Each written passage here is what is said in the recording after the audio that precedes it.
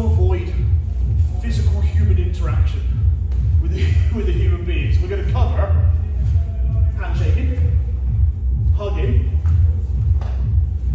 and the one that winds me up is the arm around the back. Now the reason I say that one winds me up is that I had a fair amount of experience of, especially guys, that do this to me to try and assert dominance. They might not think they're doing it, but I know they are. They're trying to, and they don't just put the arm around, they go around the neck and they pull my head in.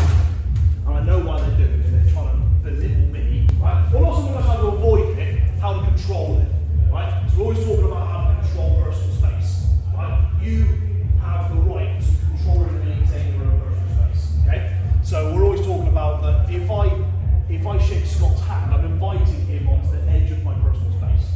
Right? If I go, bring in Scott, I'm inviting Scott into my personal space. That means I trust him, I like him. I know he's not going to try and hit me on the way in. And then the same as if we're pals, we then sort of go over there, nice to see me, right? But if it's not somebody that belongs to any of those criteria, you have the right to control them, right? For example, if Scott goes in for a handshake, we're going to assume for a moment I don't like Scott, right? We just pretend for a brief moment I don't like you, right? I want you to get in that mindset, right? This isn't I like Scott, I'm just trying to make a point. I want you to pretend for a moment I don't like you. Maybe I don't know you, maybe I don't trust you, but I don't like you nonetheless. You go for a handshake, what I'm going to do is I'm going to take the hand away, but I'm not going to take it away then, because that's rude. He's walking towards me, he's going to put his hand on. I'm going to keep the hand away, I'm going to put my hand on his shoulder instead, right? This is still, I'm trying to cover two things.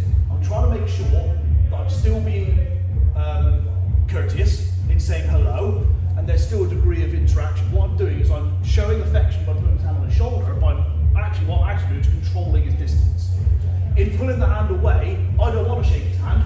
Maybe it's too close to the pandemic, I'm not so happy about shaking hands. Right? Maybe it's that. Maybe I don't know how clean his hands are. So I'm going to pull the hand away. This is still a hey, how you doing kind of pose like this. What I'm also doing is watching that side. Right? Is that I have to assume he is capable of, if I shake his hand, he's going to pull me in and punch me that side. I'm not saying he will, I'm just saying, depending on the scenario, there's a possibility. The hug, I want you to do the same. I want you to go back a step. I don't want you to do this. I want you to go in for a handshake instead. Right? This depends on where the arm goes. Right? If the arm goes low for the hug, so let's say this one's going low and this one's going high, I want you to control this hand and put it into a handshake. Right? It's amazing how it actually works. Is that he goes in and I bring the hand in. I meet both hands. Right? And then I control the shoulder. So I'm redirecting Scott into what I want him to do, right? And if he does try to punch me, I've got that hand, right? If he goes the other way around, if the hand goes high, I still want you to control it. I want you to go high and go low and put it down, okay? I don't like this hand. I don't like the high hand. So I'm going to bring it down a bit, but I'm not going to look at it. I'm not going to go like this. I'm going to keep my eye on Scott. Like, hello, mate, all right? Control the situation. This is the important thing. I want to control what's going on. And the very important one is the arm around the shoulder. Right? I'm facing this way, he puts his arm around my shoulder. Right? Now he's being quite generous here, but it might be he's going all the way over and he's trying to go, yeah, I'm certainly done with this.